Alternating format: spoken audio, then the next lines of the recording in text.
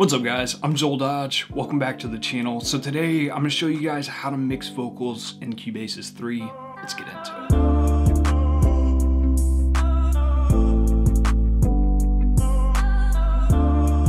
it. So today I'm going to be showing you how I mix the vocals on my latest single called Truth, and it's actually out now, so if you want to stream it, I'll have that link down below for you.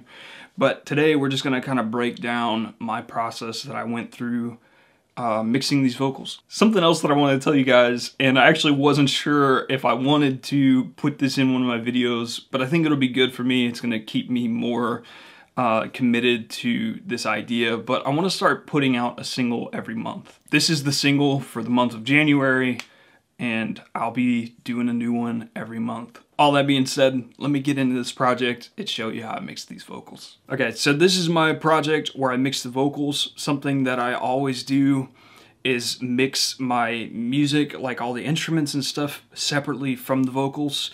I find it just helps me kind of streamline my process. So I do that first, and then I move that audio into a new project like this where I record and mix the vocals. So the first thing I'll recommend doing is just going through your vocal and cleaning it up. You can see here that I cut out all the dead space, and I think that really helps because a lot of times there's just noise or crackling and popping that's introduced to the mix when you just leave that dead space in the track. So when it comes to mixing, the first thing that I like to do is add a vocal tuner.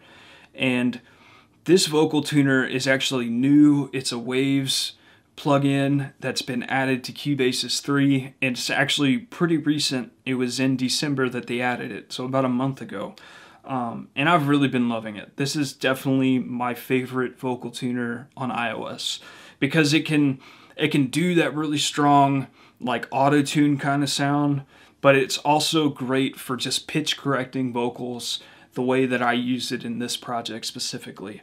So when you come in here, first thing you want to pay attention to is that you have it in the right key. So my song is in G major, but you're going to want to change this to whatever key your song is in. And then the only other thing that you really pay attention to is where these two knobs are set. So the way I have it right now, the note transition is slower, and that's what keeps it from feeling like it's being jerked around like you think of like an auto-tune kind of sound. Anyway, so let me show you what this sounds like with and without the tuning. So this is without it.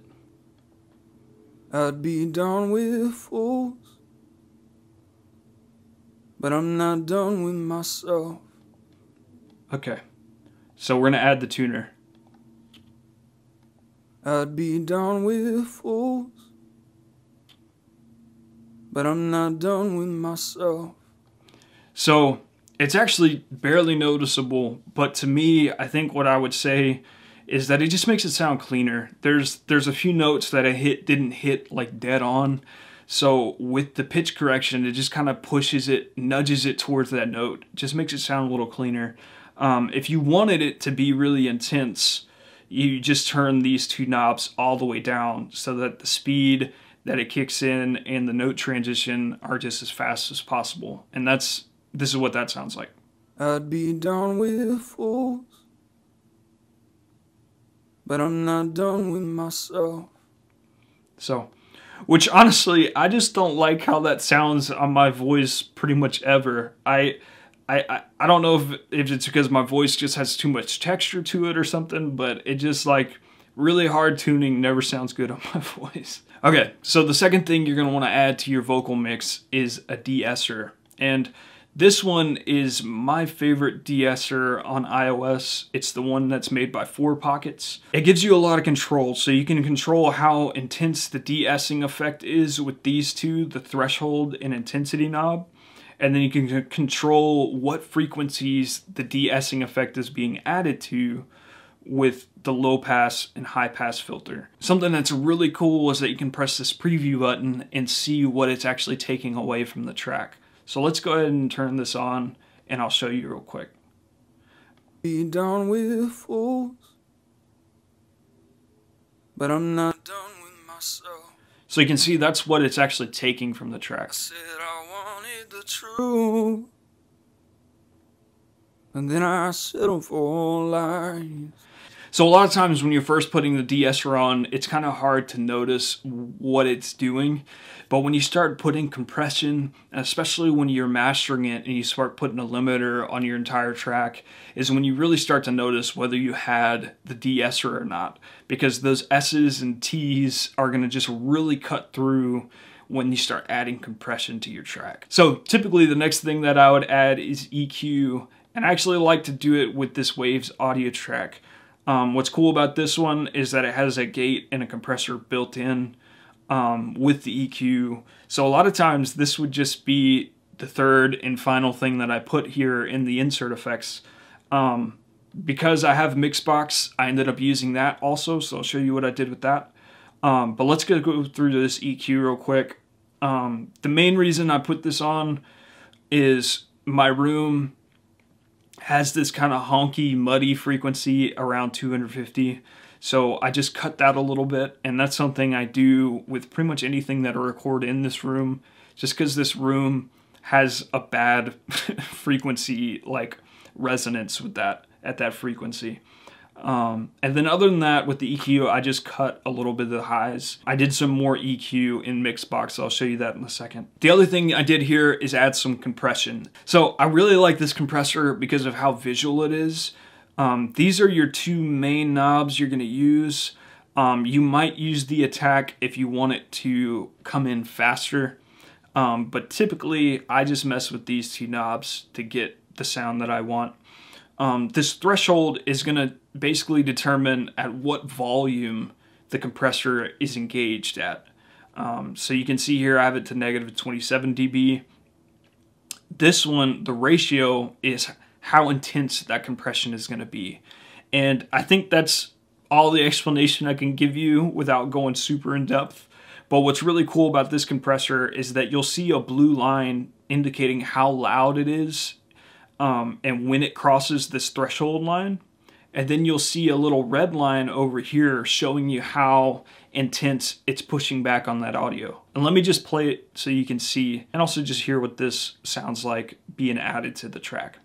I'd be down with fools, but I'm not done with myself. But you can see the blue line was crossing this occasionally, and then when that would happen, you would see a little red line coming down here to show you how much it's pushing back against that vocal. Anyway, I think that's awesome, and I think it's really cool because it helps you kind of understand what the compressor is doing. The next thing that I put on here is Mixbox, and with Mixbox I actually ended up just putting some of the same effects that I had before, but I wanted to go ahead and put Mixbox on here because Mixbox just kind of adds this warmth and this body to everything. So the way that I've been using Mixbox is I just flip through the presets till I find one that I like, and then I go in and tweak it to make it sound exactly how I want it to sound. So I ended up finding the pop vocal preset, and I ended up getting rid of some of the modules. There was an EQ here at the beginning, and there was a reverb here at the end that I ended up just getting rid of because I felt like this EQ was kind of adding a little bit too much brittleness to the high frequencies. So I just scrapped it all together. This white 2A compressor just sounds great. I put it on almost everything. Anytime that I'm using Mixbox, I'm most likely using this compressor. It just adds a lot of warmth, and it's super smooth compression. I really love how this thing sounds. So this British EQ, I ended up boosting the mids a little more than it had, just as default with the pop vocal preset, and then I cut the highs a little bit, but I really didn't mess with it very much. And the Deesser, I ended up just turning it down, so you can go more or less, and I just turned it down because I already have a Deesser and didn't want to put so much de-essing, because you can put too much and lose some of the clarity of your vocal when you do that. But just in general, throwing some of these presets that they have inside of Mixbox on your mix it's really great. It adds a lot of warmth and body to your mixes. And let's go ahead and listen to what this sounds like being added on top. I'd be down with fools, but I'm not done with myself. I said I wanted the truth. And the last thing I did is put some reverb and delay here in the sound effects. And I personally do like putting this in the sound effects more because it allows you to retain a lot of the clarity of your main track signal. This is definitely my favorite reverb on iOS. I always find myself coming back to this one. It just sounds really nice. And what I do when I'm putting it on vocals is put it on this mono plate. The other thing I do, because you can control how much is being sent to the sound effect with this little blue line here, is that I just turn the mix all the way up and control how much is being sent with this volume control right here. So this is what the reverb sounds like. I'd be done with fools, but I'm not done with myself. And if you wanted to make it more intense, you could pull this up. I said I wanted the truth, and then I settled for lies.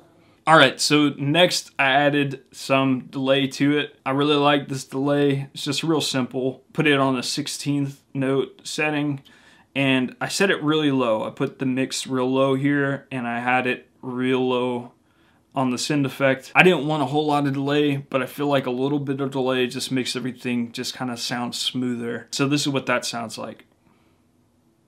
I'd be done with fools, but I'm not done with myself. I said I wanted the truth. So that's what the vocal mix sounds like, and let me go ahead and just play this with the track so you can kind of hear how it sounds together. I'd be done with fools, but I'm not done with myself. Like I said before, the single is streaming on Spotify. I have that link down below for you if you want to check that out. But as always, die empty. I'll catch you in the next one.